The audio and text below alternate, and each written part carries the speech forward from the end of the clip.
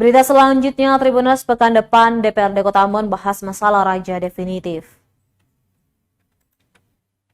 Ketua Komisi 1 DPRD Kota Ambon, Jeffrey Taihutu, mengaku akan membahas persoalan kepala pemerintahan negeri atau raja definitif. Kata dia, dari 22 negeri atau desa adat yang tersebar di kota bertajuk Manise ini, terdapat sejumlah negeri yang masih dijabat penjabat sementara. Menurutnya, pihak-pihak yang nantinya diundang diantaranya Biro Pemerintahan Kota Ambon, Biro Hukum, Kepala Kecamatan, penjabat desa, lurah, dan pihak terkait lainnya.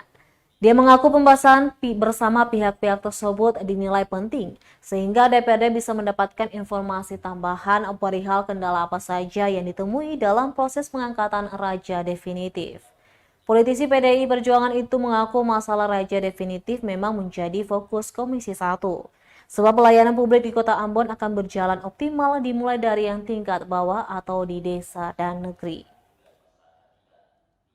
Yang kedua tadi, banyak kawan-kawan memberi atensi bagi pemilihan raja definitif yang ada di 11 negeri yang ada di Kota Ambon. Kemarin kan pilkada serentak kan sudah kan tujukan di komisi lalu, dan ini jadi konseran komisi. Mungkin pekan depan itu kita akan undang asisten 1, kita akan undang kabar bagian pemerintahan, kita undang ke 5 camat termasuk sendiri dan pejabat-pejabat raja.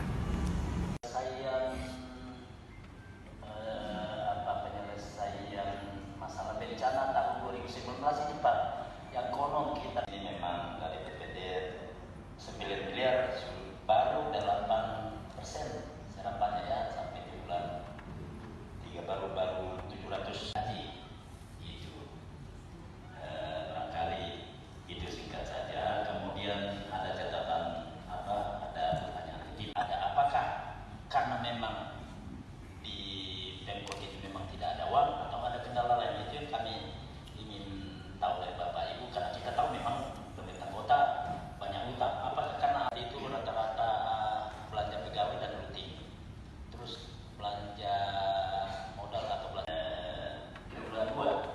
Nah, bagaimana dengan triwulan 2 itu Pak? Karena kira-kira kita bisa realisasi supaya kami juga masyarakat tidak di. Yang kedua tadi, banyak kawan-kawan memberi atensi bagi pemilihan raja.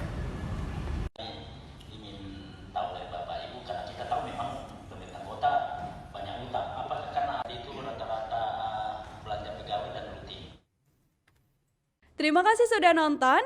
Jangan lupa like, subscribe, dan share ya.